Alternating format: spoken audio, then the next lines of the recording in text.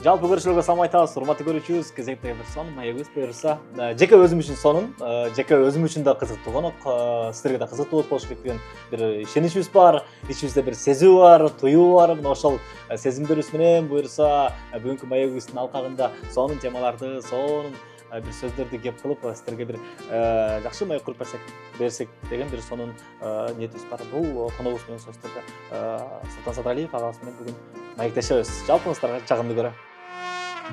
Сен барда бары кулпурат, гүлдөрдө сага умтулат. Ассалому алейкум ага. Алейкум салам. Ден соолугуңуз жакшыбы? Жакшы, Кудайга шүгүр. Аман эсенсизби? Кудайга шүгүр, жакшы. Канча жыл болуп кетти байке. Өзүң жакшысыңбы? Сонун Жакшы байке. элесиңби? Сонун. Мен да сени баягы интервьюларыңды көрүп жүрөм.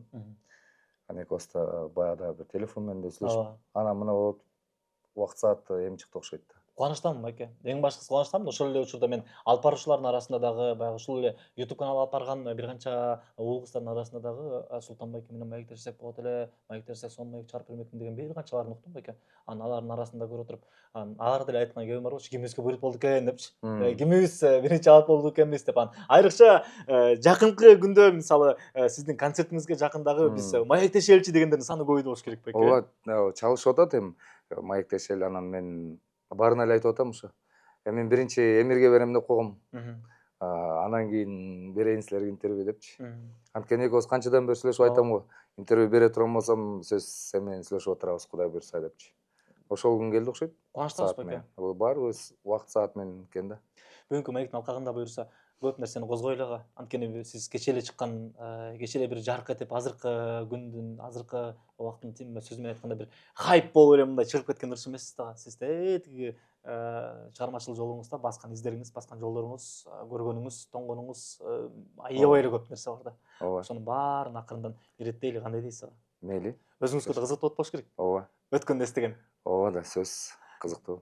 Кыял сөзсүз болот. Адам өзү кыялданбайын, бул эми жашоо жакшы болбойт. Обязательно кыялданып жашаш керек да. Жашоонун баарын кыялдануу менен өткөрүш керек. Анан жана мен Акбар досум айткандай, толкундануу менен өткөрүш керек. Баардык нерсени толкундануу менен кабыл алып депчи. Анан чындыгында ушул чыгармачылыктын чыйыр жолу деп коет. Мен жүргөнүмө бир 25 жыл болуп калды. Бирок концерт 20 жылдык деген бул эстрадага келгениме 20 жыл болду. Ага чейин болсо ошо юный талантты, жанагы жаш таланттар деп илгери Майрам Акаеванын учурунан бери ырдап жүргөнбүз. Ошол эле көп чыгармачылыктагы азыркы балдар менен жолугушуп, алар менен тиги мектеп кезинде эле тааныша элек да көбүсү менен. Анан кийин мынакей азыр болсо баарыбыз бир кесиптеш болуп, ар бир өзүнчө бир чыгармачыл инсандарга айланып, ал балдардын баары. Сүйлөшүп мындай азыр көрүшкөндө да ошол күндөрдү эстейбиз. Анан эң негизгиси ошол эстрада жаатына келгенине 20 жыл болду да быйыл. Сонун буюрса баягы ар бир сиз концерт болот деп чыгарган афишаны караганда мен ичине комментарийине кирип карап көрдүм да. Анан наконец-то дегенде сөздөр бар экен да, бар экен го, биз барат элек, биз мынча киши барат элек, региондордо болобу деген бир канча суроолор бар экен. Эми анын баардыгын буюрса региондордо дагы боло турган, эгерде ким Султан агабыздын баягы Instagram баракчасына катталган болсо, анда маалыматы бар болуш керек. Биринин жүрүшүндө сөзсүз түрдө кулак кагыш кылып сиздерге бир маалымат катары сонун айтып беребиз. Анан азыркы күндө өзүңүз атасыз ага. Өзүңүз азыркы учурда бир үй бүлөнү башкаруучусуз. Анан балдарыңызды карап туруп, мындай өзүңүздүн балалык кезиңизге окшоштуктары барбы? Эми чынын айтсам, андай деле окшоштук жерлерин көрбөйсүң. Азыркы балдар башкачараак кичине бизге караганда. Биздин балалык башкача өткөн да эми. Биз деген баягы чүкө ойноп, недавно Чырпыкты ат кылып менеп. Чырпыкты аткан дөңгөлөк ойноп, дүдүштеп. Азыркы балдар эмне компьютер менен ойнойт жалаң. Болгону баягы өзүңө балалыктын окшошкон жерлери кичүү бала Мухаммедтен байкайм. Шок бала абдан. Ошо бир жерлер келет, карап туруп деп эстейсиң. Өзүң эмелериңдичи, балалык кезиңде апам тиги айтып берип отурса, ушундай болчуң сен деп мага айтып калат. Бирдеке айтып атсаң ашырып айтып берип, баягы балачы. Анан карап алып ойлойсуң, ушундай экен. Өзү үйгө келип кирип келгениңде өзүң ата экениңди ошондо сезесиң да. Биз эркектер кичине эмерээк келебиз го мындай. Бала кыял деп коебу. Жылкы мүнөз. Жылкы мүнөз. Көчөгө чыкканда достор менен жүргөн кезде өзүңдү тиги дагы деле 25теги баладай эле жүрүп анан үйгө келген мен атам өспөй элем деп каласың кээде. Ошол эле балаңыз айтып атпайсызбы? Мисалы анча-мынча мүнөздөрү окшошуп кеткен, апамда ошентип калат деп. Сиз тентек бериңиз ага. Кандай мүнөз? Мен эми үйдүн кичүү баласымын да. Биз 5 тууганбыз. Эрке. Ошондон эң кичүүсүмүн. Эрке болуп чоңойдум. Эчтекеден кем кылбай атенем. Баягы сүйүүгө тоюп чоңойдум десем болот. Эркелеп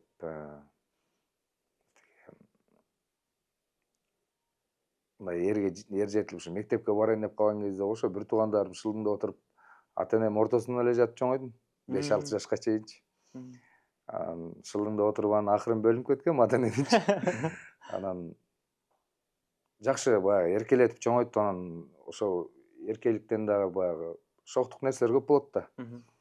Тигини кылба, муну кылба деп тыйбай эле жүрө берсең анан шок болосуң да. Ардемсен эле кылчык кичинекейибизден.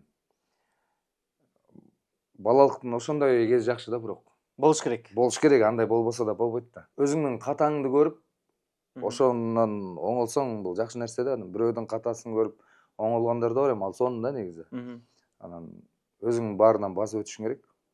Кичинекей кезиңде да ошондой шок кезиң, баягы өзүңдүн эстегенге жакшы да анын баары. Эстегенге бир нерсе бар. Түптү жүрө эле. Бирок ал эмес бул тиги студент кезде деле өтө эле шок болдук да.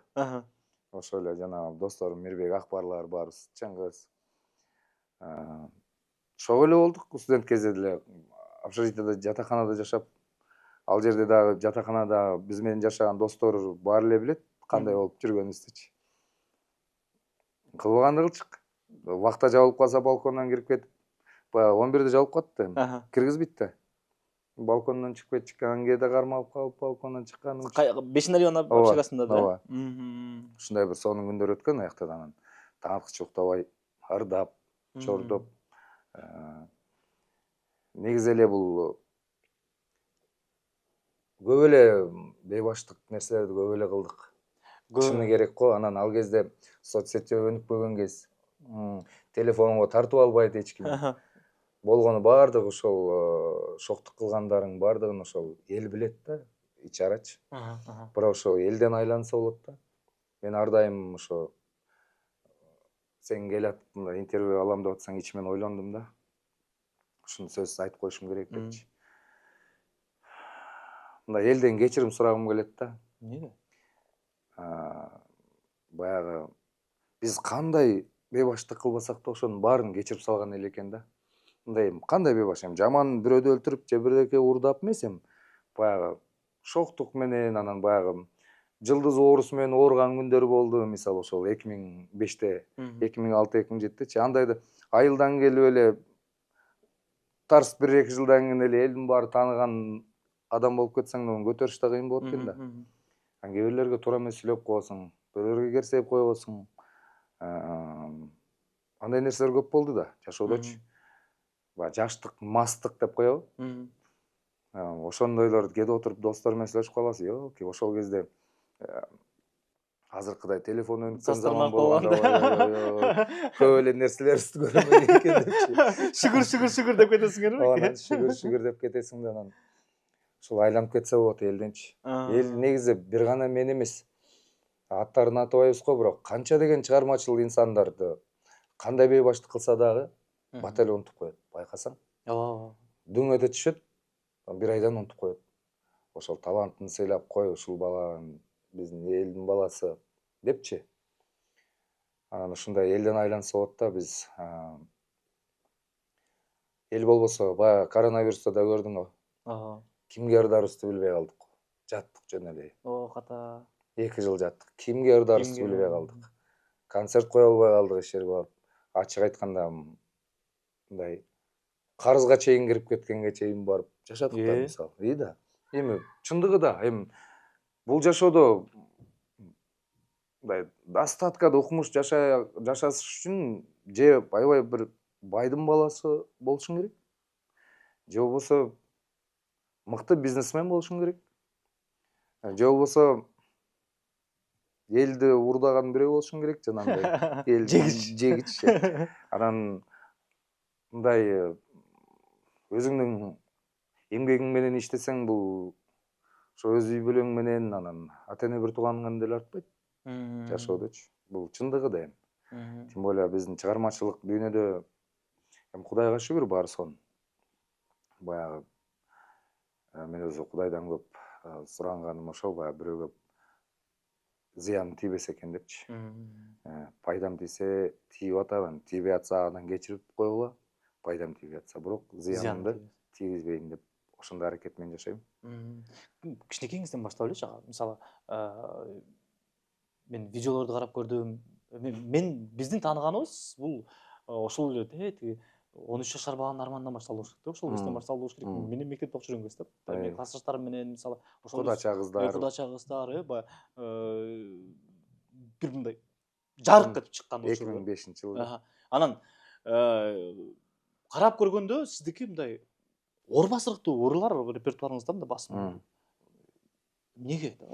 Каяктан калыптанган нерсе да бул? Мен өзү эстраданы бала кезимде көп жактырбачумун. Особо деле. Мен деген кыялымда Бакыт Шатеновду билесиң да? Ооба. Азыр байке Америкада. Ошол кишилердей, Малик Аликеевдей болгум келип, бала кезде ушинтип кыялданчумун. Раматылык. Анан раматылык жаткан жер жайлуу болсун. Ошол Элмирбек раматылык. Ошонун баягы Элмирбек байке раматылык Таласка Манас эмнеле Атай Огонбаевдин 100 жылдыгына келип калышты. Анда мен видеом бар, Султан жаш кезиң чыгат домбура менен ырдаган бир кичинекей кезим бар. Анан ошондой жана Айнур казактын кызычы, акын. Ошолор менен айтышып, анан мен ал жерде бейбашмын да, жөн жүрбөйм да. Домбурамды алып барып жүргөм, анан бир жерге коюп койсом, ал жерде бир байкелер отуруп, бозинин тегерегиндечи. Анан басып отуруп алыптыр, анан домбура тарсынып кеттир. Эми чыгайын десем домбура жок ырдаганга. Анан тиги Айнур казактын кызычы, акын. Ошого апке домбураңызды бериңизчи десем, сен эмне казакча сүйлөй аласыңбы деди. Сүйлөй алам. Мен сиздер мага тай болосуңар анан мына десем, анан домбурасын берип, мен катышып баяктан ошо лауреат болуп, дастан айтуу боюнча ошо республиканский деңгээлде болгон. Ошондо биринчи жолу чоң ийгиликке жеткем ошол жерден. Экинчи место алып, дастан айтуу боюнча международный эме болгондо, фестиваль. Казак, кыргыз, өзбек, ушундай болуп. Анан колумда бир 20 000 сом, 20 000 акча, 20 000 утуп алдым да. Каяка саларымды билбейм. Ал кезде 20 000. Ал кезде мен атамдын раматылык жаткан жери жайлуу болсун, атамдын ошол айлыгы бир 450 сом болчу. Калган айлыгычы, мектепте иштечи, завхоз болуп. Анан тиги 20 000 болуп атпайбы? Не кыларымды билбейм, чөтөмө салган классташтарым жөнчамда, эмне кылабыз деп. Пирожки жеп атасың, кичинекейсиң да. Канча жаш? 13-14 жаш. Анан ошондо Бозиде сыйлап атат ошол Элмирбек, Малик Аликеев раматылыктарды. Ошол эле Токо экечи. Асаналевич айтып берет. Сен мындай экенин билгенде ошондо эле мен сени кыз коймокмун деп тише берет. Ал киши бар, ушу толтура. Анан ошол кезде Бозиде сыйлап атыптыр баарын. Анан кирип барып эле, могу бала да таланттуу деп биздин райондун тиги Дом культуранын директоручу. Анан ук көргүлөчү деп анан кирип алып туруп, жана күттүм ырдап бердим жана. Карап деген ырдап берсем Элмирбек байке 200 сом берип, ал 200 сом да чоң акча да. Ошо акчаларды кыпчытып атат, мен ырдап атам. Ошентип ал кишилер менен ошондо тааныштым элем биринчи жолу. Бул Бишкекке келгенден кийин эстрадага кызыгып баштадым. Эң биринчи ошо эстрадага кызыгуумда да ушул келип домбура менен тойлорго чыгып баштадым, 1-2 жолу чыктым. Жатаканага келип таланттуу балдар барбы деп издеп келчи мурунчу. Анда ошо инстаграмдар жок да эми мисалы издеп соц тармак желіде жок. андай. А соц тармактан бирөөнүн инстаграмынан көрүп калсаң, атаган дүкендан чакырып аласың жаш бала болсо. Бир жерден көрүп калып ушинтип башталат го акта. Анан Рыскелди Осмонкулов келип калыптыр ошо жатаканагачы. Сени көрүп калдым ушундай деп бир тойдон көрүп таанышып калганбыз. Жатакана издеп келиптир. Менин телефонумда жок да, ана мага чалып чыга кал дегенди. Келип сураптыр, ушундай домбура менен ырдаган Султан деген бала бар. Кайсы комнатада депчи. Комнатага келип калыптыр. Ой, комнатада элдин баардыгы Рыскелди Осмонкулов Султанга келди деп эле авторитеттин өзүнчө элечи. Мен жаш балам да. Ошентип Рыскелди байке менен аралашып баштадым. Ал киши менен тойго чыгып баштадым. Анан ал домбура менен ырдатат мени. Могу жеримде колумда чоң мондай сөөлүм бар болчу анда. Жаман көрүнчү да. Онча ойноп атсаңчы. Анан Рыскелди байкем деп бир жолкусунда муну карага ой болчу, калдай кылып. Жаман көрсөт. Сөйлөмөс калып. Анан ошентип ошондой бир 17-деги балам. Анан ошондо Рыскелди байкенин жанагы биздин алатоонун кыздары, тияк бияк ырлар, сонорлары бар го, өзү профессионал го өзү, как мыкты музыкант. Мыкты музыкант. Анан кызыгып баштадым эстрадага. Мен де эстрадада ырдагым келип жүрөт десем, ырда да деп ошентип отуруп, биринчи жолу ошол Ай энем деген ырды жаздырып көрдүм. Ал чота көп тарабады да. Анан кийин Замир Арыкбаев экөөбүз жолуп өзү айтып калат. Мен мындан бир көп жаш улум, бирок менин досум дейт, мен эле өнүп калгам депчи. Анан экөөбүз алла баягы недавно интервью берип туруш, айтып атат да ушинтчи. Комнатага келип калды Замир. Ал консерваторияда жашачы, жатаканасында. Кошуна элесиңер да. Ооба, анан ал келип калып, мен кудача кызды коюп алып ырдап аткам минусовкасын. Ырдап атсам, эми эски минусовка да, илгерки казактардын. Анан ырдап атсам, могу сонур экен го, чогуу ырдабайлыбы деп калды. Анан эмейли, ырдайлы. Кантип ырдайсыз? Ушул аранжировка менен ырдай берели десем, жок. Мен кайра башынан жазат алып, мен сөзүн жазып келейин деп. Анан 1-2 күндөн келип калды кайра. Көрсөңбү сөзүн жазып келдим деп. Сон экен сөз. Анан Мирлан Ниязов байкебизге барып жаздырып аранжировкасын. Анан голосун жазып кетип калганбы үйдө эчтеке жок. Мен деле мындай кыялданган эмесмин, укмуштум кетет алыр депчи. Анан бир жумадан кийин го ошо Кыргызстан обондорунан чыгып баштады. Ал кезде Кыргызстан обондорунан эң ошол чыгармачылыгымдын башташы Кыргызстан обондору да негизи. Анан бир кайта эле коюлуп атат. Каерге барып атсам, маршруткада жүрсөм да коюлат. Анан Орто Сай бизге жакын го жатаканага. Орто Сай базар жака барып пирожки андай мындай жеп калабыз да. Ал жака барып калсаң да, кассета саткан жердин баардыгы ошолорду коюп коет. Анда кассета сатчы да, кассетада. Анан барып баягы өзүмдү таанытайын депчи, кассета саткан жанына барып, могу кудача кызды ким ырдайт экен? Буну Замир Арыкбаев ырдайт дейт да. Бар элечи. Ай деп, анан кассетаны алсаң да, кудача кыз Замир Арыкбаев деп турат да жанагычы. Ой, деп ойлонуп каласың башындачы. Анан кийин хит парад жандай Суперинфо дегендер чакырып баштады. Анда Суперинфо деген 4 эле барак болчу. Суперинфо деген 4 эле барак, анан мындай эки чөйлө болчу да, мындай калың эмес. Анан негизи ошо Суперинфо менен биздин агым бирдей чыкканбыз да, короче. Бири-бирине жөлөк таяк болушканда буларчы. Анан кийин эле көбөйүп баштады да, алардыкы көп чыгып мынтипчи, жанагы тираштары чыгып, ал кезде андай эмес. Ошол эле тиги Кылычбек байкечи, негиздөөчүсү. Ошол киши өзү келчү машина мененчи, келип кызыл машинасы бар, экеже бар эле, салып жатаканага чейин келип интервью алчы. Ошентип баардык нерсе ушинтип башталат го. Анан фотороман деген бар эле. Ага тартып баягы. Анан ошентип бир 2 айдан кийин го дейм, уже кассеталарды алмашып кайра Замир Арыкбаев, Султан Садыралиев деп чыгып баштады да, кайра кассеталардагычы уже.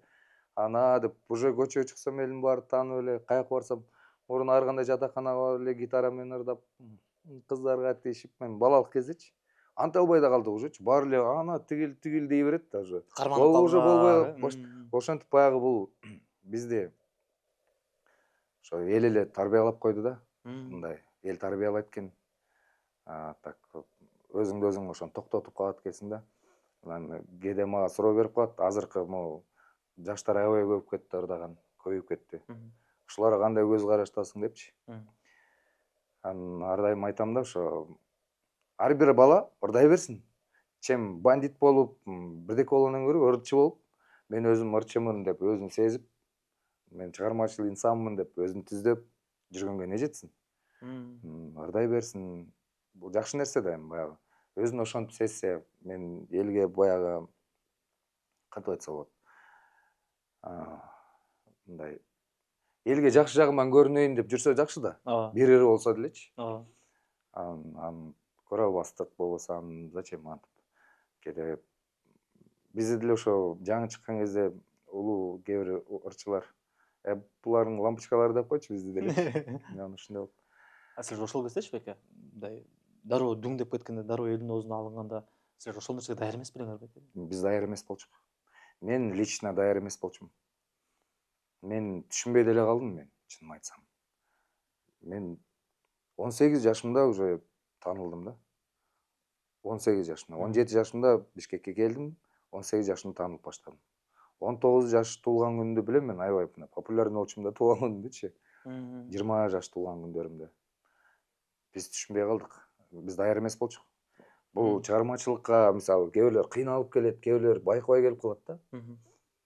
Кыйналып келген адамдар мисалы бир 27, 28, 30 жашка чейин баягы аракет кылып отуп бир чыгат го. Ошолордуку туураракпы деп ойлойм бир четиненчи. Эми кандай бул? Материалдык жактан туура да. Акыл эс токтоп калган кезде. Акыл эс токтогон кезде мындай материалды да жакшы чогулта билишет. А бизге анда эмне? Жакшы машина болсо, анан чөнтөктө акча болсо болду эле да. Калган ишиң деле жок.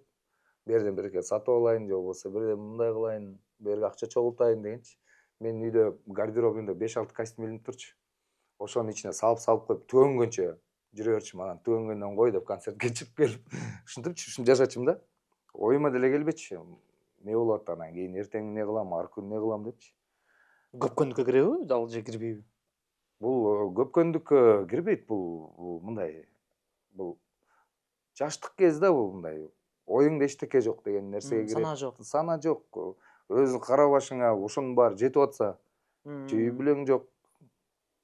Болгон ата энеңе бир аз жардам берип коесуң, тияк бияк кылып коесуң, жүрө бересиң. Ошол нерсе азыр деле мисалы Кудайга шүгүр деп экен мисалы. Шүгүр, Аллага шүгүр. Сиз азыркы күнгө чейин мисалы өзүңүздүн чыгармачылык жолуңузда мындай сонун алып келатасыз да, мындай. Көп таанышат, көп айтышат. Ар бир чыгарган ырыңыздын өзүнүн баягы угармандары күтүп уккандар бар. Анан сонун комментарийлерди калтырышат. Анын бардыгы дем берет да, бирок ошол убактагындай пик азыр болсо эмне катар эңиз? Башкача кылмакмын да эми. Эмнеси менен, эмнеси менен? Убактын жөнүнө өткөрмөк эмесмин да. Бардык концерттерди коюп, анча-мынча баягы жардам бере албай аткан тууган ургум болсо, өзү динде да айтылат, биринчи тууган уруктан башта депчи, жардам бергенде. Кайрымдуулук кылгандачы. Ошолорго жардам бермекмин. Дагы эмне кылат элем? Калган баары негизи эле нормально эле. Мындай кантип айтсам. Өкүнбөйм деле ал күнгөчү, мисалы. Мынтмекмин, тинтмекмин деп айтыш өтө кыйын да, бирок азыркы күнгө шүгүрлүк кылам. Азыр керемет жашоо. Жан дүйнө тынч. Ошол эле баягы өзүң айткандай элден айланса болот. Кудайга шүгүр, концерт койсоң, концертиңе келип атат. Той топуруна чакырып атат. Көчөдө жүрсөң сыйлайт. Мындан ашкан эмне керек? Калган баары көрүң алып кетпегенден кийин. Төрө. Не керек? Эл сыйлап турса, мындан ашкан эмне керек? Мирбек беке менин досуңуз да, жакыныңыз Иманбеков. Анан маектешкенибизде сонун көптөрдү айтты да, мындай ошол эле интернет желилеринде аябай мындай тарап жүрдү го. Ден соолукка байланыштуу айтканы, анан ошол эле жерде мисалы айткандар болчу да. Биз байлык, бийликке биз таптакыр кызыккан эмеспиз депчи. Биз кызыккан эмеспиз. Мен ушул нерсегечи мен чын айтайын бага, мындай билбейм, мен мындан бул сөздөн кийин мен кандай киши болуп калам да. Мындай мүмкүн ач көз киши болуп калам, мүмкүн ал нерсе мага келбеген үчүн, ал нерсе менде болбогон үчүн, мен аны жон терим менен сезбеген үчүн бул нерсени мен түшүнө албайм да, кабыл ала албайм да. Кантип ошол нерсеге кызыкпайт дагы Адамбы? адам? Мен 23-24 жашка чыкканга чейин акча кармап көргөн жокмун да колума. Кээде эле кармачымын атак. Концерттерде эсептешпечимин даже. Менде балдар бар эле bizde. Ошолор акча барбы десең мынча бар деп коет да, алып кел деп алып аласың. Канча түшүнөм, бул ишиң деле жок. Эмнеге ошол? Эмне үчүн? Анткени күндө ошондой жашоо болчу да. Күндө ойгоносуң, күндө ошондой. Зал толуп турат. Уктап барып, кээ бир жерлерде, кээ бир айылдарды, кээ бир райондорду мен азыр барсам биринчи жолу баргандай болуп барам да. Ушул жерге келдим беле депчи. Уктап барам. Уктап барасың, турасың, чачтарың ал кезде да мода укмуш болчу биздин. Чачтарың туруп турса да жарашат да ошончу. Суулайсың, турмай унутуп калат. Джинсы кийесиң, футболка кийесиң. Моундай болгон куруң бар мерде. Ошо менен чыгып алдың, кеттиң, ырдайсың. Анан кайра түнү менен жолго жүрөсүң. Негизи ошо көп жаштык жарымы концерт, жарымы жолдо өттү да. Ошо балалык кезимчи. Анан жашпыз да баарыбыз. Өзүң ойло, эч кандай ачкачылыкты, мындай бир кыйынчылыкты көрбөй туруп эле ийгиликке жетип алсаң түшүнбөй калат экенсиң да. Муктаждык болбосо. Муктаждык жок, күндө эле жашооңо окшош. Анан бүгүн болбосо эртең таба алам да деген нерсе бар. Спокойно. Анан именно ушул достордун арасында даже биз Карска карыз берип, анан кайра карызымды берчи деген да болбогон да ошол жылдары бизде. Мисалы, үйгө келет, акча керек болот болсо, или мага керек болсо, Мирбек же болбосо Акбардын урмат канча акча бар сенде? Монча турса керек, алып кетчи, алып кетесиң. Ал сага чалбайт анан бир айдан. Карызды бербейсиңби деген киши жок. Ал сенден да ал ушинтип алып кетет. Мындай эле жашачык. Бул көп кызык эмес болчу да ал нерсе. Анан азыр ойлоносуң да, хатта сонун күндөр өткөн экен депчи. Бирок биздикиндей жаштык ошол кездеги ушул балдардынчы азыркы биздин убактагы балдардын жаштыгы бул керемет өттү деп ойлойм мен. Баарын эсинде керемет күндөр бар да. Видеодо жок болсо дагы баягы өзүбүздүн баягы ичибизде, өзүбүздүн ойлорубузда керемет күндөр калды да. Өтө жакшы күндөр көп да. Эстеп эле жыргай беребиз отуруп алыпчы. Көз ирмемдер калды да, мыкты көз ирмемдер. Мындан өтөр эчтеке керек эмес. Жаштык кез сонун өткөрдүк деп айта алам да. Балалык кезде, жаштык кезде аз деле карып калган киши жок. Болгону 40ка чыктык. Сиздер мисалы ошол учурду сонун өткөзгөн болсоңуздар, эми сонун болгон болуш керек эми. Мисалы ал убакта кичинекей болчубуз да. Бирок ошол эле учурда силердин угармандарыңарга дагы мен курактууларга мен мисалы мектепте окуп жүргөн кезимде биз 2010 бүттүк да мектепте. 2010 бүткөнгө чейин биз силердин ырларыңар менен, силердин ошол чыгарган чыгармаларыңар менен, ошол концерттер менен мисалы көрүп биз азыктандык да.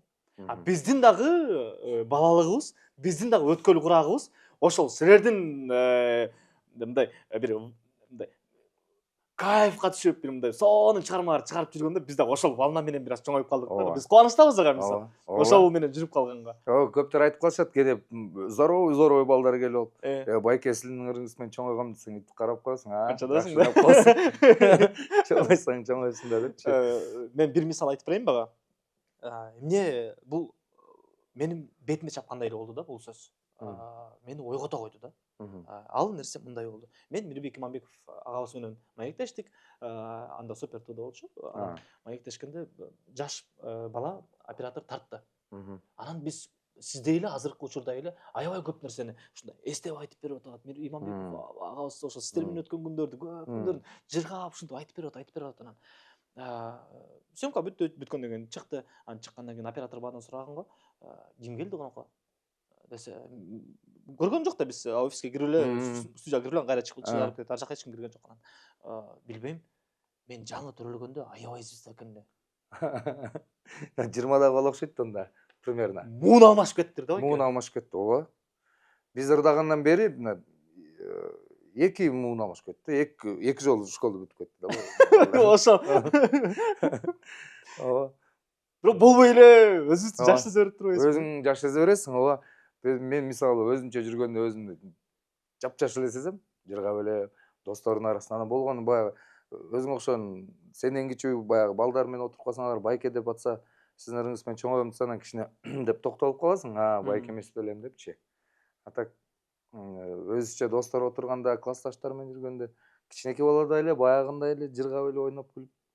Өзү мен баягы илгери бул кишилер жүрөк жаш десе, эмнени айтып атат деп койчумун да. Чогуу эле карап атат да жүрөгү менен чогуу эле депчи. Жүрөгү жаш майдан калат экен ар дайым. Ошол жанагы аябай мындай бир туу чокуп атканда, пик болуп аткандагы ата эненин айтылган сөздөрү эмне эле ошол учурда? Атаңыздын мисалы сыйга. Улуу болсоң, кичик бол дечиле. Мен атам өзү раматылык жаткан жери жайлуу болсун, Аллах таалам бейишин берсин ал кишинин. 1 жыл болду. Быйыл мына 1-майда 1 жыл болот. Көз өтүп кеткенине. Ал киши мага чоң эле байлыкты, чоң эле белекти таштап кеткен экен да, мен ошону эми сезем. Өзү адамды жогунда барктайсың го. Канча барктайсың, бирок баары жогунда андан башкача барктап каласың да. Мен 5 тууганмын деп атпаймынбы? Анан биз баарыбыз казакта чоңойгонбуз. Менин раматылык атам 6 жашында чоң апам менен ээрчип казакка келген. Чоң апам Садыралы чоң атам өтүп кеткен, атам 6 жашында. Анан кийин бул керек экен, муну айтып коеюнчу, анткени мен кээ бирлер жаза берет. Бул казак деген бирдекелерди кээде байкап калам. Анан чоң апам баягы кайра жашоосун улантып казакка эргитет. Аны 6 жашар бала менин атам ээрчип келет казакка. Ошол жерде чоңоюп, ошол жерден апамма үйлөнүп, ошол жерден 5 балалуу болуп, эң кичүүсү менмин да. Анан биздин ошо менин энем казактын кызы, анан атам кичинекейимден эле тарбиялады. Сен кыргызсың. Мен тилим келбей аткан кезде эле кыйгызмын дечимин. Анан жана элдин баары жаңы жылга бирөө Зоро болуп кийинип барып, бирөө аю, бирөө карышкыш болуп кийинип барат эле го кичинекейибизде. Мен Акаев болуп кийинип барчумун. Калпак кийип. Анан чыгып эле минте берчүмүн баарына элечи. Ушундай эле го Акаев. Анан ошонусун келтирип анан ушунда күндө айтат балам. Анан 7-классты бүткөндө ушундай эле отурабыз жайында. Болду эми деди. Чоңойдуң. Элге кетебиз деди. Мен түшүнбөй атам. Эмне деп атат деп, жүр классташтарым бар, көнүп калгам, казактар менен жүрөм. Апам ыйлады. Бунун переходной возрастында талкалаган жатасың баланы депчи. Жок деди. Элге кетебиз деди. Мерде бул калса, мындан кийинкинин баары казак болушат балдарынан бери. Бул барып элине, туугандарын таап берейин депчи. Деп Таласка алып келип, Таласка келип ошол Көбөйгө, Алексеевкага келип окудум. 8-9, 10-11 классты. Тарых ушул. Келип окуп, анан мен школду бүткөндөн кийин алар кайра казакка көчүп кетишти. Мен үчүн 4 жыл жашап ошол жерде мени туугандар менен. Азыр мен эми ошол Таласта сонун туугандар менен жашайм, аралашам. Өзүбүздүн туугандарыбыз бар. Мерде турганда мына Чиркей деген уруудан, Саруудун ичинен Чиркей да.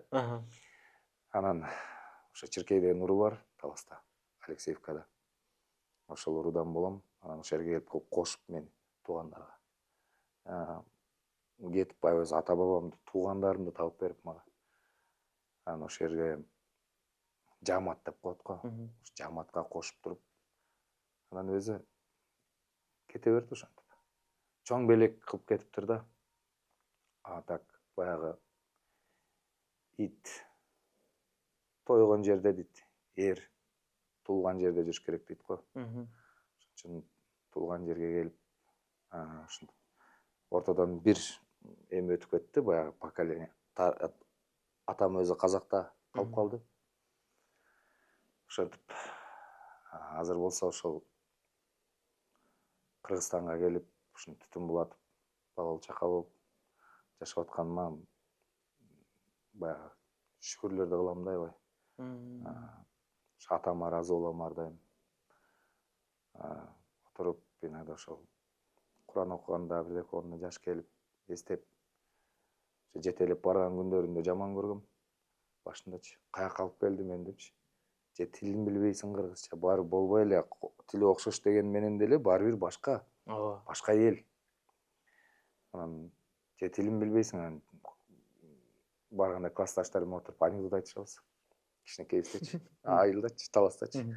Аны мен алар кличкам Казак болчу башындачы. Аны Казак сен айтчы анекдот дейт да, классташтарымчы азыркы. Мен айтсам, мен баштасам эле күлө берет да, анекдот айтып баштасам. Көрсөм мен анекдоттун сонун өтүп атат деп ойлочу экенмин да. Көрсөм мен казакчама эле күлө берчү экенмин да. Айтып бериңиз келе, тилге эле. Анан чоңое келип ошол 11-ди бүтүп, студент болуп, бир аз мондай бир 25-30га чыгып калганда айтпай калышты казак деп, анткени кыргыз болом деп келген адамды эч ким айтпай калды. Баягы магачы айылда айтпай калды. Анткени айылда уже чоң эле бир байкеге айланып калдык. Ал айылга барсаң акелеп турат барды. Байке келдиңиз байлыга депчи. Анан ушундай жашоо. Эң негизгиси бардыгы сонун. Иногда өзүм туруп ойлоном, сен кимсиң деген суроого өзүм жооп берем. Жөн эле бирөөмүн. Эч кимге зыяным жок. Ырымдырдаган. Бир келген бир жалган жашоодо акырын жашап, Аллахтын берген жаш бала чакага жакшы тарбия берип кетсек болду деп ойлойм. Сиз өзүңүзгө суроо бересизби, мен киммин деп? Ооба, берем ушинтип. Көпчүлүгү бербейт го. Берем ушинтип. Сен кимсиң деп суроо берем да, кайра жооп берем өзүм. Сен жөн эле бирөөсүң. Элдин арасында жүргөн. Элдердей болуп баягы бала чакаңа тарбия берип, баягы ушул Аллах таалам сага ушул ыр дүйнөнү берген болсо, ошо менен азыктанып жашаган адамсың. Ал ырдаганың үчүн сен өзүңдү кыйынсызбай эле кой. Сен өзүң үчүн ырдайсың, өзүңө керек ал. Өзүң азыктануу үчүн жан дүйнөң. Бала чакаң багыш үчүн керек. Деп ушундай өзүм суроо берип, ушуну тарбиялап койм кайда өзүм. Сонда бул Тынч элечи. Өзүң мен мындаймын, мен кыйынмын деп, мен ырчымын, мен эл тааныйт деп айтыштан алыспын, анткени ал өзүм үчүн да. Өзүм үчүн бардыгычы. Эмне кылсам да өзүм үчүн. Бирөө үчүн кылбайсың да. Мен бул үчүн кылып атам, мен монтип атам дей албайсың да, өзүң үчүн. Азыркы балдарыңызды, уулдарыңызды тарбиялоодо өзүңүздүн атаңыздын кайсыл сапаттарында көбүрөөк баа берип кетесиз ага? Эмнеси менен кыйын болгон? Эми негизи ар тараптуу, баары бир ар тараптуу кыйын болушкан да бар. Азыр биз Мен атам калп айтканды сүйбөгөн киши эле. Анан окуялар көп атам мененчи экөөбүздүн. Атама 15-февралда балам 100 000 сом салып кой десе, мисалы. Ошону 17-февралда салсаң албай койчу да. Мен сага 15-инде сал деп едим белем депчи. Сен минтсең элдин баарына ушинтип жүрсөң уят болосуң. Сен тууган атаңа ушундай кылып атсаң, сен элдерди вообще эле алдайсың да депчи. Мен сага 15-инде деп едим белем. Мага керек эмес 17-синде сен акча. Мен атмек эмесмин да, мисалы мен болсом. Мен баламдын акча сурасам, кийин 20-сында сал десем, балам 30-ында алса рахмат, балам демекмин, мисалчы. Бир 2 күн үчүн экөөбүз албай койду. Кийинкисинде уже антпай калдым. Балам 10-ында акча керек десе, 9-ында уже салып коем да, тынчыраак жашайлы депчи. Ушундай тарбиялары көп. Атам сагынам, аябай сагынам, кээде сүйлөшүп калам. Кантип эми мындай жинди деп ойлоп калбайбы?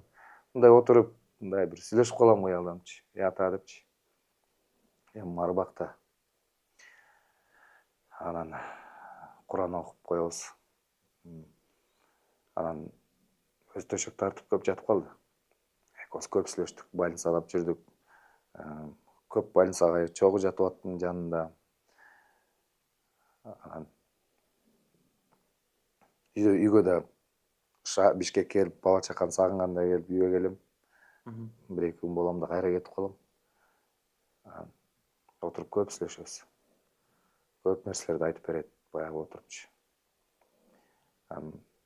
Мен эми жакында өтөм балам, көрүп турсуң эми артка жол жок. Анан келген элдин баарына ыйлай бербе. Слабый экенин көргөзүп депчи. Анан көп деле ыйлабадым. Атам өткөндөчү ыйлабай эле туруп бердим. Анан айылда сөз болуптур кичине. Ыйлаган жок. Артист баласы такырында эмескен депчи. Көргөзбөдүм, бирок сарайга кирип алып, бир малдан кой берип аттым өзүмчө. Жамынып алыпчы, эч кимге көрүнбөй. Менен башка да бир туугандарым жетиштүү болду ыйлаганы. Кичине аяк биякты да караш керек болду.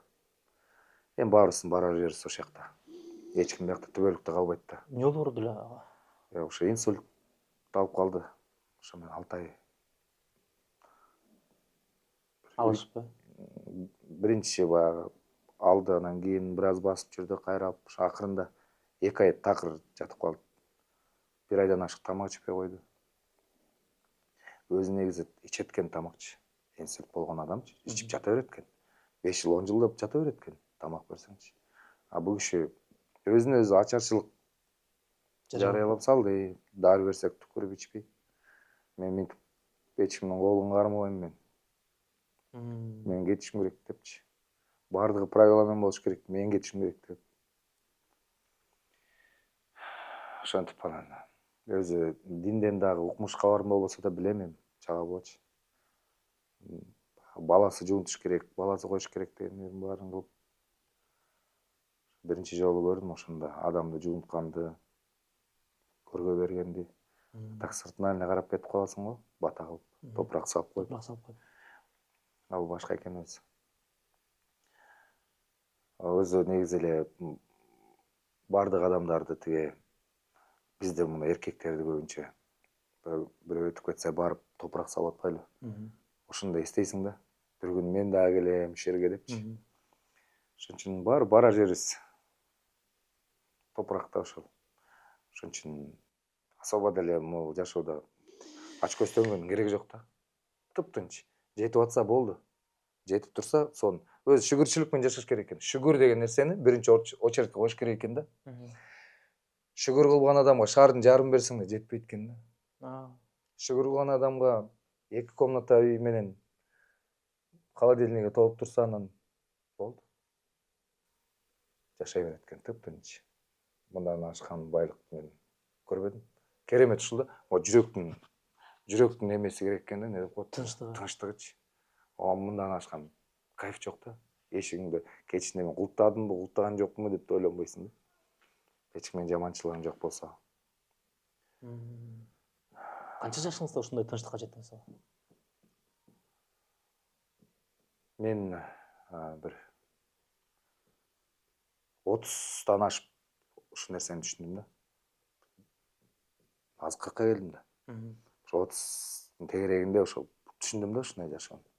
Ушундан өткөнүм жок экенчи. Бирок ошол мен шүгүрчүлүктү кабыл алып, мен ушундай шүгүр кылам, болду ушундай эле жүрө берейинчи дегенден баштап ырыскы өзүнөн өзү эле келип атат. Сурабасаң делечи. Bir тараптан бирдеке болуп калат, бир агалардан болуп калат, же болбосо бир инилерден. Байке депчи. Могу недавно эле былтыр жүрсөм эле машина жок жүргөм. Байке машина жокпу? Алам дейм, алам буюрса десем. Алыңызбы деп жапжаңы машинасын подарка алып коюп элечи мындай. Балдар болот го бир ушундай бир. Ушинтип эле өзү Аллах Тааладан келе берет экен. Баягы кайыптан деп коет го. Ушундай боло берет экен. Агалардан жардам тийип калат. Ушундай нерселер болуп турат да эми жашоодочу. Кээде бир мисалы ушул эле мына отурган үйдү салганда деле канча деген кошуналардын жардамы тийди да. Ушул жерди салып атсаң бир кошунан келип бирдекесине көмөктөшүп, бирдеке кылып достору келип көмөктөшүп, эмне алып берейин, сенин үйүңө диванбы, менен диван бирөө, менен кондиционер. Мени холодильник салып бердим доска. Алып кой. Алып кой, стиральный салып бердим. Жакшылыкка Депчи. колдон. Деп эле ушундай да. Бар болгон үчүн ушундай болот дагы, мындай Мындай. дос болгон үчүн. Ооба. Ушинтип эле жардам берип салышты баардык ар тараптан элечи. Анан келип атса да кээде кошуналарым күлүп калат да, сеники жыргалып турбайбы, сен баштап койсоң эле бүтүп калат экен депчи. Өзү эле бүтүп калат экен ушинтип. Сонда үйүңүздө чынында сонун салып турасыз ага. Мен көрүп кубандым. Сиздин дагы бир айтып бергениңиз мага мындай баягы жагымдуу болду. 6 айдын ичинде салынды деген. Ооба. Аябай бат салынып турат. Ооба, 6 айдын ичинде салынды. Ага эне, дос жар, тууган урукпай колдон алышкылы эле бүт баары ушундай кылып окшойт. Жок, биринчи баягы каркасын баягы бир фирма салып берди. Ага да ыраазычылык билдирем. Анан кийин калганын ушул өзүбүз, дос жаран, Калтырмай ишин, ар кимге эле кол тийгизип эле кетип отуруп эле салынып калды. Ушинтип эле бүтөт экен баардыгы. Андан кийин эң главный эл менен болуш керек. Адамга адам керек. Адамга адам керек. Ооба, эл менен эл болсоң эле иш бүтө берет. Мен ачык айтайын мага, мен балам, улуу балам азыр 6да. Анан ошол карантин учурунда ал эми кичинекей болчу да. Мен кичүү балам менен тең экен. 6. Ооба, 6да. Карантинде анан күндө мен эсимде азыркы күнгө чейин күндө ырдап уктатам да. Күндө. Анан сөзсүз түрдө уктатканда анча мынча бир айда бир 2-3 жолу эле унутуп калбаса, ата адамды ырдап бер Деппи? мындай денесине сиңирип алып окшойт да ошол нерсеничи. Качан ошону ырдап бергенде адамга адам керек деп, анан ошонун тексттерин айтып берип, онун кыңылдап ырдап берип ошенткенде мен ойлойм да мындай тынчтык болот окшойт, ошол өзүмдө кое берет окшойт. Анан азыр айтып атпайсызбы? Адамга адам керек экен, мынакей ушундай да, тигиндей да, мындай да. Эгерде мисалы ушул ырсаттарды балам түшүнгөн болсо, азыр кичинекейинен баштап, чын эле адамга адам керек экенин сезген болсо, билген болсо, кичинекейинен баштап денесине мындай бүт калыптанган болсо, кийин адамга адам керек экенин айттырбай билет болуш керек. Ооба, ооба. Өзү мындай чыгармаларды жазганда да кээде ушу бир кала турган чыгарма болуп, же болбосо бир кандайдыр бир саптарында бир мыкты сөздөрү болсо, ушул ырлар жашайт экен да. Ошону эстеп, мондай сап бар эмес беле деген сыяктуучу бир ырларда. Бул өтө жакшы нерсе, если ушул баягы элге жетип атса, балдар ошону түшүнүп атса, кээ бир ырлардычы. Бул жакшы нерсе. Негизи эле жөн эле ырдай бербестен ошол бир пайдасы тиген сөздөрү бар ырлардан ырданга аракет кылыш керек да негизи. Бирок антейин десең дагы, кээде азыр бизде билесиң, бир сөздү кайталап эле кечки ырдаса ошол ырлар көбүнчө өтүмдүү болот го. Бирок өмүрү бат бүтүп калат кыска андай ырлардынчы. Кээ ырлар жашап жүрөт көпкө чейин. Сиздин репертуарыңыздын басым бөлүгү мааниси терең ырлар деп мындай. Ошо мен көбүнчө дастан айтчымын да. Ошондон калыптанган нерсе болуш керек. Дастан айтчым, анан кээде бир туура эмес иштерди кылып коюп, угат да эми барбы баягы. Бар дем сол туура эмес иш кылып койсоң эле анан апама жетип калса, апам урушат. Сен өзүң ырларыңдай жашабайсың депчи макачы кээдечи. Баягы сен ырларда кандай деген тарбияларды берип ырдайсың. Анан эмнеге өзүң антпайсың депчи кээде баягы. Сонун сөз экен деп урушуп калат. Анан апа, жана Мухаммед деген ырың кандай ыр депчи айтчу. Оны шашар балаң кандай ыр депчи мисалы. Адамга адам керек деп ырдайсың өзүң депчи баягы. Эми постоянно идеальный болуп жүрө албайсың да. Кээде болуп калат бир темсе болуп, туура эмес бирдеке кылып койсоң. Апа урушпаганда ким урушат? Ошентип урушуп калат. Жакты, урушкан жакты. Өзүң ырларыңдай жашай албайсың. Сонун сөз экен Сиздин бетиңизге тиги айтып жашо. Сен кандайдын ырларың бар депчи.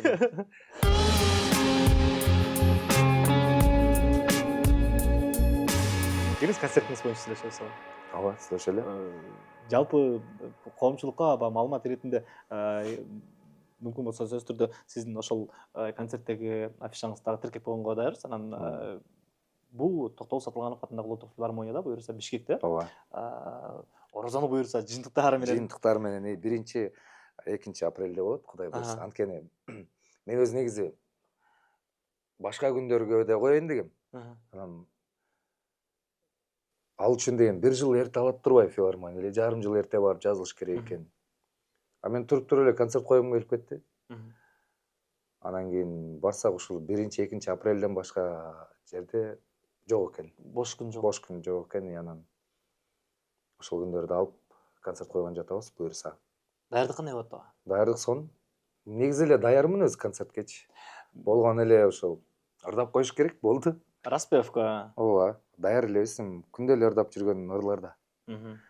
Анан бул концертте ошол баягы өзүм эл менен сүйлөшүп, ушундай бир комнатный температурада бир концерт болсо деп элестетип атам. Мындай мурунку концерттеги окшоштурбайчы, баягы чыгып алып артыңан 20-30 бичи билеп, кайра жылтырак кийимдер кийип, кайра кирип кетип, кайра чыгып эмес. 1-2 костюм кийип алып эле акырын чыгып ырдап, живой бенд менен, теге домбура комуздар менен, гитаралар менен. Баягы биз илгери көргөн сахнанын бул башынан тиги башына чуркаган учур өттү. Андай эмес эле, мындай эле столду коюп алып эле, домбура комузду коюп, акырын ооз кыргаса судан ичип коюп, сүйлөшүп коюп, кайсыл ырда кааласа ошону ырдап коюп. Жандуу. Обязательно. Ал анда кереги эмне ал концерттин? Фонограмма концерт эмне кереги бар уже? Ал болбойт ал. Мен өзү канча жылдан бери той топурга чыгып жүрөм. Ар дайым живой эле ырдайм. Минусовка менчи. Кээде тамагым ооруп калат. Анан айтам кээде той сурап калса, мен тамагым ооруп атат, ырдай албай атам.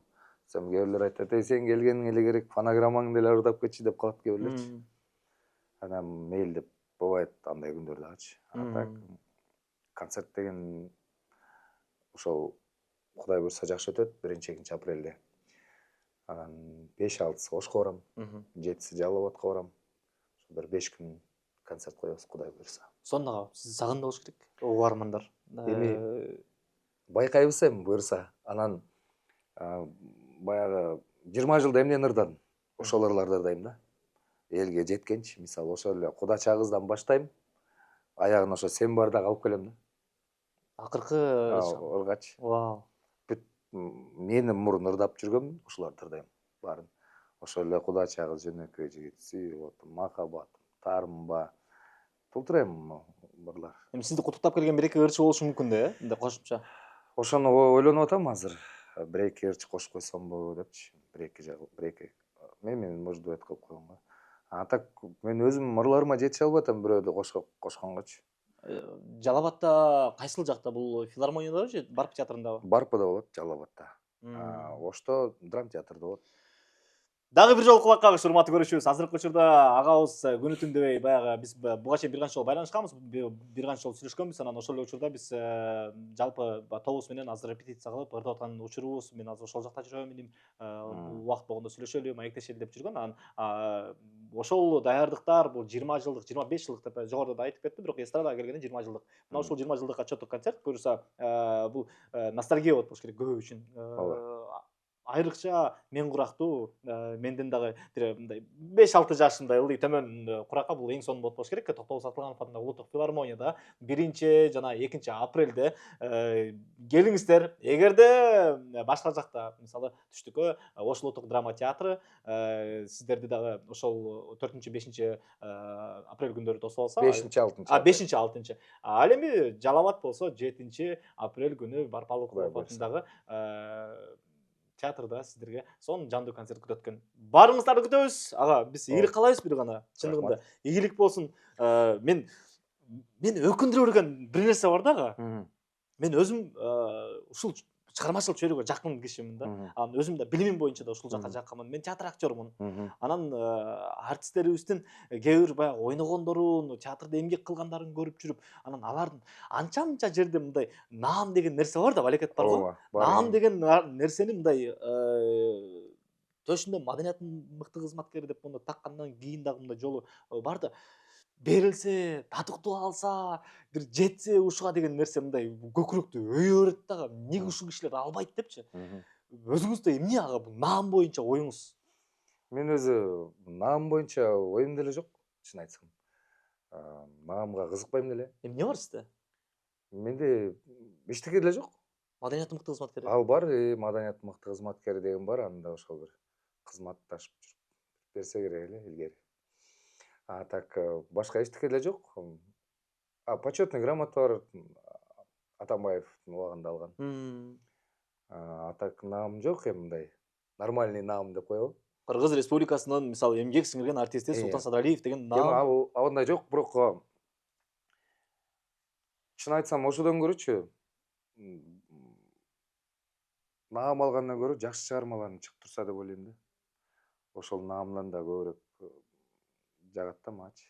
Анткени наам эмне ал? Эми баары эле ушинтип айта берет. Любой адам наам десе, наам керек жок депчи. На самом деле керек жок. Ага деле кызыкпайм. Болуп калат кээде. Документтериңди алып келбейсиңби, бербейсиңби, биз сүйлөшүп берели, сага деле наам алып атпай, тиги бул деп мисал кылып айта берет. Анан айтам эми антпай эле болчу депчи. Анан ал диплом үйдө көрүп алам да, мен нерв болом. Мен ону тааныш салып алгам депчи. Жакпайт ал мага анан. Мен аны көргөн сайын нерв болом. Муну мага өздөрү берген эмес депчи. Тааныш салып алгам депчи. Жаман да. Жаман көрөм ушундайчы, короче, сөздүн кыскасы. Анан аз деле концерттин билеттери чыгып сатылып атпайбы азыр эмедечи, жанагы Касиркежиде сатылып атпайбы. Кетип отурсак үйдө келинчегим айтып коет, тиги пригласительный берип койбойсуңбу, буга берип койбойсуңбу бирекини депчи. Аны айтам, койчу, бербей эле коеюнчу. Ал мен билетиме кызгангандыгым эмес. Болгону, может, анын убактысы жок, просто менин көңүлүм үчүн ушул чакырып атыптыр деп баргысы барат кээ бир адам. Жакпайт ушундайчы, өз желаниясы болсо, сураса берем. Болбосо алып барат барчу адамчы. Анан бирөөдү кыйнап бирдеке кылганды жаман көрөм да, аябай. Эң жакпаган нерсе ушул да мага. Анте көргөнүңүз менчи ага. Баягы эми сиз мындай чын жүрөктөн айтып атасыз да, мен ага ишенип турдум да. Чындыгында мага кереги жок деп атасыз да. Бирок мындай чыгармачыл инсан үчүн ошол эле театр, ошол эле стимул болмок деп атасың да. Бул нерсе сиз эртең эмне болорун эч ким билбейт ага. Ооба. Баардык нерсенин аягы бар. Ооба. Жеткен жери бар. Анан артта деген сиздин эч нерсе калбайт эмес сиздин артыңызда. Эми просто баягы наамдычы алып алып туруп анан колуңан эчтеке келбей эле жүргөндөн көрө майда чүйдө бирдекени кылып коюп наамы жок жүрсөң деле кайф, по-своему. Сиз эч нерсе кылган жокмун десеңиз, анда менин оюмча жаңыласыз. Анткени сиздин угармандарыңыз келиңиз ушул жерден биз көрүүчүлөргө ушул нерсени таштайбыз ага. Көрүүчүгө мен деле баягы интервью берсем же бирдеке ырым чыкса деле жазып калышат астына. Кечи мен деле комментарий окуп калам. Толтур жазат, буга эмгек сиңирген бериш керек болчу, анан давно бериш керек болчу. Ал эмес, бул алды тигил алды деп бирөөлөр жазып эле бирдеке болушат. Постоянно андайды көп көрөм. Мен баягы ырларым чыккан эмелеримден комментарий кирсем, бүт эле ушундай да, эмгек сиңирген бериш керек анан дей беришет. Анан ал күндөр өзү келет. Мисалы, эмгек сиңиргенде Бактияр Токторов алды го бир. Мен ошону абдан сүйүндүм да. Достойный да. Мындай татыктуу да. Анткени канча жылдан бери албай жүрүп, аны ошол баягы эл дагы айтып отуруп, Бактияр байкеге эмнеге бербейт деп отуруп алып берген да, ошол мындай болду да. Сонун нерсе да бул. Анан бир 3-4 адам эле кызмат кылып койсоң, анан кол коюп эле алсын деп буйрук берип койгон диплом жакшы эмес деп ойлойм да. Өзүңүзгө эми баягы самокритика деп коет го. Сиз ошондой өзүмдү итте тарбиялаган, өзүмдү жеген кишимин да мен. Мен өзүмдү отуруп эле, мисалы ушул азыркы интервью берип бүттүм да. Анан бул интервью чыгат да. Чыккандан көрүп алып, неге жанагынтип сүйлөдүм деп деле өзүм жей берем да, кете отуруп алыпчы. Неге мынтип сүйлөп койсом болбойт беле депчи кийинчи. Ушундай бирдекем бар. Постоянно ушундаймын да. Бул эми өмүр бою эле боло турган нерсе да. Ушинтип койсом болмок деген нерсе бул эми мен менен калат да. Жүрө берет да. Бирок келиңиз, мен баары бир көрүүчүгө калтыргым келип атты ушул суроонун жообун. Анткени сиздин ушунча жыл чыгармачылыкта жүрүп, коомчулукка, жалпы угармандарга сонун ырларыңыз менен, сонун обондоруңуз менен, аткарууларыңыз менен эсинде калдыңыз. Сиз эмгектендиңиз, сиз иштедиңиз, сиз көрсөттүңүз. Сиз Султан Садыралиев деген ысымды жасадыңыз. Ошол эле учурда сиз бир эле жөн эле мындай эстраданын эле бир ошо менен алектене бербей, сиз ошол домбураны комузмен, гитарамен, аспаптармен ойнап көрсөтүп атасыз. Эмгек бар. Мен ушундай элестетем да. Мен Султан Садыралиевди мисалы ушундай элестетем. Бул Султан Садыралиев дегенде эртең мисалы концертиңизде Кыргыз Республикасынын эмгек сиңирген артисти Султан Садыралиевди тосуп алып, мен үчүн татыктуу наам болмок. Жеке өзүм үчүн. Ал күндөрдө келер. Сизде келет болуш керек. Бирок сизде азыркы учурда дагы ошондой наам менен уксам, мага мындай жагымдуу болмок дагы. Көрүүчүлөргө таштайбыз, урматтуу көрүүчү, эгерде сиз дагы ошондой оюңуз болгон болсо, сиз дагы эгерде ошондой элестеткен болсоңуз, анда келиңиз өзүңүздүн оюңузду жаза кетиңиз. А эгерде чын эле жок, азыр Султан Садыралиевке эртерээк десеңер, анда жаза кетиңиз. Бул мүмкүн менин эле оюм. Ооба. Туура айтасың. Мен эле жөн эле дүрбөп атам, ойлоп эле. Баягы тиги эки политик дебатта биздин эле кыргыздын эмелери политиктер айтышып атат го. Сиз элдин баары сиздей болуп ооруйт деп ойлобоңуз дейт го. Биз кичине башкачараак ойлонобуз дейт го. Ошондой. Сонун концертиңизди ийгиликтүү өткөзүңүз, ага ийгиликтүү бериңиз. Бир убакта чыгармачылыктын эң мындай ош кыйышында эстраданын пигинде турдуңар дагы. Сонун учурда турдуңар, сонун көзүрмөмдөр калды жогоруда. Бир канчасын айтып берип атасыз. Анан балаңызды мен жөндөн жөн сураган жокмун дагы үйүңүзгө киргенде. Балаңызды тиякта окутуп атасыз, биякта окутуп атасыз, ага менин маалыматым бар ага деп ошенткенде, ооба ошол жакта окуттум дегенде, сиз өзүңүз кандай окудуңуз эле деп сурадым эле го.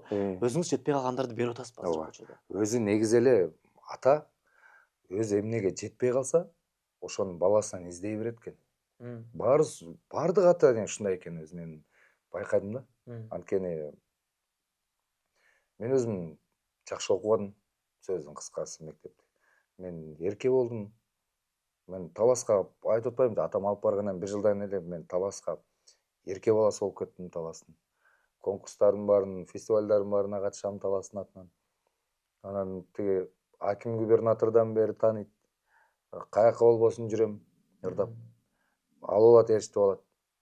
Сабакты кыйрат, барбайм сабакка нормально. Мектептин атынан катышам ар жак бuyактарда утуп келем. Мектепти да көтөрмөлөп ушу бааны коет.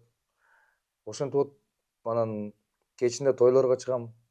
Аякта делечи кичинекей музыкант байкелердин баарын таанып алгам, алардын колонкасын ташып коюп, жана ал кезде азыр кайра хит болуп атат го ушундайлар. Палаткадагы тойлордун клипин тартып атат го ушундай пактамен жазылганчы. Ошондой тойлордо кызмат кылып постоянно. Анан мен алып алат.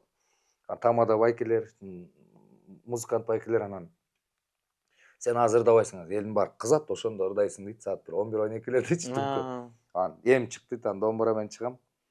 Кетти анан 5 сом, 10 сом дегендерчи. Кыпчып отуруп, 200-300 сом табып отуруп анан кетем. Ошентип отуруп эмеге көндүрдү баягы. Чыгармачылыккачы. Ошо мен мектепти жакшы окубадым, анан кийин ошодон көп аксадым. Жакшы окуган үчүнчү. Мындай. Аксайт экенсиң болбой эле. Анан коем биздин дагы үй бүлөдөн билимдүүлөр чыгыш керек деп кыялданып, азыр ушул балдарым, кыздарымды колдон келишинче аракет кылып атабыз. Артчы болмосо эмне кылат элеңиз? Эмне кыласыз?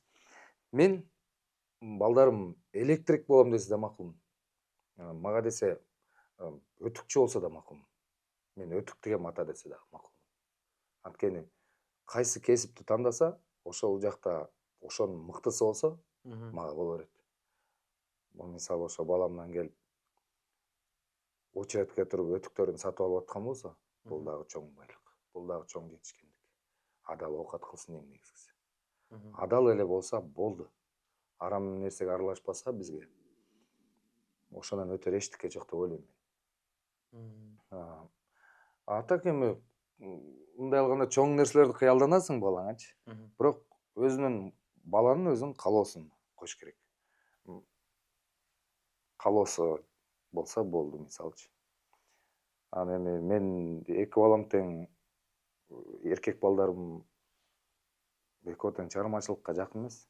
Кызым, ортончу кызым Айсанат ошол жакыныраак. Домбураңыз карап калабы? Оң кармап калат. Актриса болгум келет дейт. Көрөсүң эми деп атам эми, көрөсүң да. Бул дүйнөгө келген максаттарың ошонун бир 2-3 максатың бар да баягы. Үй салыш, дара отургузмай, балдарды жакшы тарбия бермей деген сыяктуу. Ушуларды аткарсак болду, Кудайым буйрса. Акырын аны өткөрүп беребиз да баардыгын буга келгенде. Буйрса. Ооба, мынакей жаны тынбай камеранын артында багасы дагы ары чуркап, бери чуркап, оператор болот азыркы учурда. Өмүрүн берсин ага чындыгында. Эмнеси болсо дагы кайсыл кесипти аркалагасын, эң башкысы өмүрүн берсин. Ооба, өмүрлүү болсун, эң башкысы. Кайсы кесип болсун, боло берет. Кээ бир учурда тойду кеп кылабыз го ага. Тойду сөз кылабыз. Ырчылардын эми азыр кирешелүү тармагы ошол той. Анан эми мүмкүн жоңуз ошол өзүңүздүн таап аткан ырысыгыңыз кандай, каршы чыккандай болуп калышыңыз мүмкүн, бирок кээ бир учурда концертте ырдаган баары бир башка деп айтышат го. Тойго барып ырдаганда анча-мынча учурлар мындай зендиге кеткен учур болобу андай? Ушундан көрө мындай анча-мынча тойго келбей деле койсом болмок. Ооба, болот. Ар кандай учур болот. Эмне учур? Сиздин зениңизди кейиткен учур? Эми көбүнчө концертке иштегим келет негизичи. Концерттерге деле жүргүм келет эми. Тойда дагы ырыскы бар, ал жерде андай тебиш болбойт. Тойда азыр мурдагындай болбой калды. Азыр баардыгы өзүнүн убак менен өтөт. Саат менен барып ырдайсың. Тойдун өзү маданияты пайда болду. Тойдо дагы мыкты маданияттуу тамадалар алып барат. Бирок кээде бир зeenди кеткен нерселер болот. Барсаң, мисалы ошол баягы жүдөтүп, болбосо ичип алып, болбосо жаны ээлеп, кыскылап, моюндан тартып, кээдечи мен көбүнчө тойго мындай 11лерде барганды жаман көрөм да. Кызып калган учурбу? Мага жаңы той башталганда барып ырдаган жагат. Баары отуруп, баягы бири менен таанышып, берине материалын коюп, вилка менен жеп отурган учур болот го, жаңы башталган. Ошол учур жагат. Мага чыга калып баарын бийлеп тапырап кеткенин деле каалабайм. Отуруп эле угуп бергенин каалайм. Көбүнчө ырчылар ошол баягы баары чыгып тапырап бийлегенди жакшы көрүшөт көбүнчө. Мен деле каалайм, ал да жакшы нерсе, бирок көбүнчө баягы отургузуп алып туруп ырдаган жагат да магачы. Жайырлардан сону кылып. Эсте калган чоң сумма тойдогу. Эми каякта экен, эмне болгон той экен деп айтпай эле койсоңуз болот, бирок мындай чоң сумма эсиңизде калган. Ар кандай учур болот эми. Көбүнчө мындай нерсе бизде Ошто болот да. Бул Ош чергеси негизи баягы өздөрү өзбекче аралаштырып тамашалап коет го, барака депчи. Берекелүү жер да Ош чергеси, түштүк чергеси. Негизи эле тойго, шаң шөкөткө баягы жакын эл да. Башка область менен салыштырмалычы. Анан Ошко бир жолу ошо болгон, Ошко барып ырдап, көптөгөн инсандар болуп, анан той бүтүп, тойдан кийин кайра бар чогулуп, кайрда домбура комуз менен убат электеп, узкий кругчу. Бири менен соревноваться этишип, чыгып, бир машинанын акчасын алып чыккам. 2 саатта эле ырдап, 1 сааттан ашып отуруп. Негизи мындайлар көп болот. Эмне машина экенин айтып коюңузчу? Кайсы машина? 1 миллион сом да эми. 1 миллион сом 1,5 саатта. Кээде андай да эмес. Кээде ырдап отурган жериңен эле машина подарок алып коесуң. Бывает. Жер аласың, подарок этип штандар болот, баягы талаптың сыйлапчы. Андай учурлар да көп болду. X5 машина бир жолу Ошко концерт коюп барсам, экинчи күн концерттен келип атып, үкөм жүрчү үйгө. Үкам дейт го акта. Жүрчү үйгө. Жеңиң чайын ичип кетчи деп, домбура менен ырдап аякта отурсам, эшикке чыксам, X5 туруптур эки машина. Эмне ал? Дейт, байке коюңуз. Сен эмне жеңиң деп атсың? Жеңиңиз айтчы. Ал султан. Деген учурлар болгон. Жашоодо андай көп болот чыгармачыл адамдарга. Не только мага. Көп эле балдаргачы. Сиздин салынып турган үйүңүз дагы бул белекке келген жер беле? Эми ошентип айтса деле болот. Мында бул эмес, башка деле жерлерде, мисалы, мен Мулага чейин жашагам да, Көкжарда дагы бир жер жашагам. Ойдо жакта. Ошондой жерлерде жана мындай бир белекке келип калган учурлар болот да. Атайын сурабайсың, сен состояниеңди көрөт өзү делечи карап. Мисалы, ошол эле мен 6 жылдан бери бир студия студиям бар. Аранжировка алынган, баардык кылган. Ал студияны деле мен бир тыйын кеткен эмес. Жакшы дос балам бар, Азамат деген. Ал болсо тиги доске дейт, сен ырдаш үчүн не кылыш керек сага дейт. Аны билбейм десем, студияң барбы, жок. Эртең аччы студия. Мен ачып берейин сага депчи. Деп жөн эле ушинтип ачып берип коет. Берген да. Мына 6 жыл болду ошол студия иштеп атат. Жакшы чыгармалар жазылып атат.